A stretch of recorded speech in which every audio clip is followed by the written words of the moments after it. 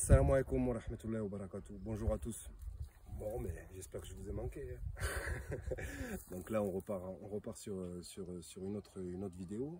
Donc, on a parlé des engrais, on a parlé du contexte, comme je répète, pédoclimatique, sol et climat, idéal et propice à l'olivier. On a parlé de l'amertume, la vertu saine, la vertu saine de l'olive, il faut le dire. Maintenant, on a eu une bonne fertigation, on a eu une bonne taille, on a eu un bon arrosage comme il faut. On a eu, maintenant arrive le stade de la récolte. Et ce qu'on appelle le stade de la récolte, c'est le stade de la véraison. Véraison, c'est ce moment-là où on récolte le fruit. Donc nous, on privilégie c'est assez sectoriel, c'est les femmes qui s'occupent de cette récolte. C'est une récolte manuelle qu'on fait. Pourquoi? Parce que les femmes, elles sont réputées être plus douces et ne pas dégrader le fruit. Il faut savoir que la variété, la picoline marocaine, elle est capable de donner de 15 à 20 litres d'huile d'olive pour 100 kg. 15 à 20 litres d'huile d'olive pour 100 kg. Donc il vous en faut des kilos pour faire du débit. Donc voilà, il y a un gros boulot qui est fait. Donc qu'est-ce qu'elles font? Elles mettent des bâches au pied des arbres et elles les récoltent manuellement. Et les olives qui sont par terre ou qui ont pourri, c'est direct à la corbeille, on la prend pas. Ensuite, on met ça, elle récolte et on met ça dans des caisses ventilées. Des caisses ventilées avec des trous de manière à laisser passer un peu d'air, éviter tout ce qui est phénomène de fermentation, et bien aérer le fruit. Et la chose la plus importante et primordiale, on n'excède pas 24 heures avant de l'emmener au pressoir. Pourquoi? Parce que le produit il peut fermenter, il peut se dégrader. Donc on stocke dans ces bacs ventilés et on n'excède pas 24 heures. Généralement, une fois que le bac est plein, on fait plusieurs courses au pressoir et il nous connaît. Donc voilà pour la cueillette. L'autre étape, et je pense que c'est celle qui vous intéressera le plus, c'est on fera des vidéos sur les pressoirs à l'ancienne et les pressoirs modernes.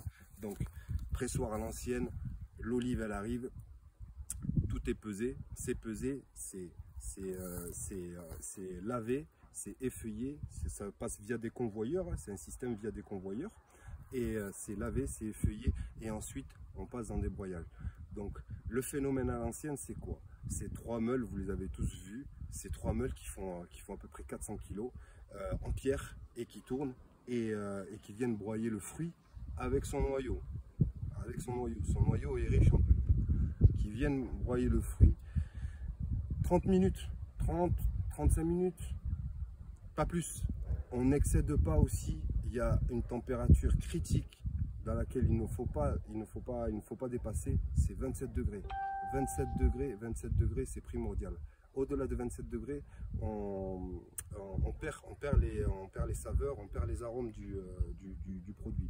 Donc à l'ancienne, c'est Stummels, donc ça passe via ces pierres, 30 minutes, on vient broyer le fruit.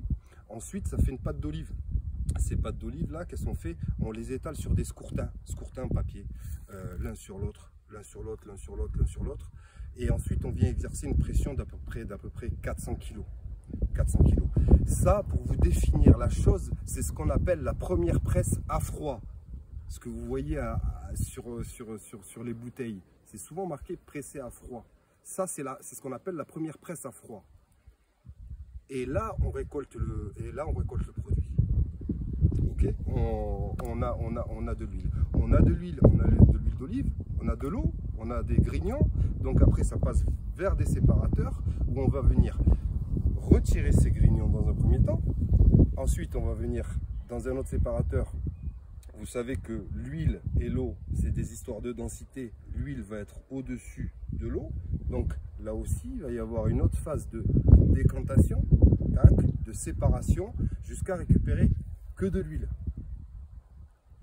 Ça, c'est ce qu'on appelle les moulins à l'ancienne. Les moulins nouvelle génération qui n'ont pas de contact avec l'oxygène, c'est on passe via des broyeurs à marteau, et après c'est que des phénomènes de centrifugation. C'est des cuves avec des centrifugeuses. C'est ce qui se fait, c'est ce qui se fait actuellement. Et on appelle ça extraite à froid. Donc là, la pression à froid, elle existe sur les moulins, sur le pressoir à l'ancienne, mais on a tendance à arriver vers de la modernité des équipements pour, comme je vous disais, atteindre cette qualité d'huile d'olive extra vierge. Donc le Maroc connaît les moulins à l'ancienne et les moulins modernes. Nous, on part sur la deuxième catégorie. On est sur des moulins modernes. Et donc voilà, retenez bien, pression à froid, extraite à froid. Pression à froid, c'est souvent maintenant, c'est des labels, hormis au Maroc, on l'utilise encore, donc on peut dire que ce label existe là, mais dans d'autres régions du globe où on fait de l'huile d'olive, sur des systèmes de centrifugation, on est plus extraite à froid. Donc retenez bien, première pression à froid, c'est le premier jus qu'on va récolter. Donc parce que là, il faut faire attention, hein.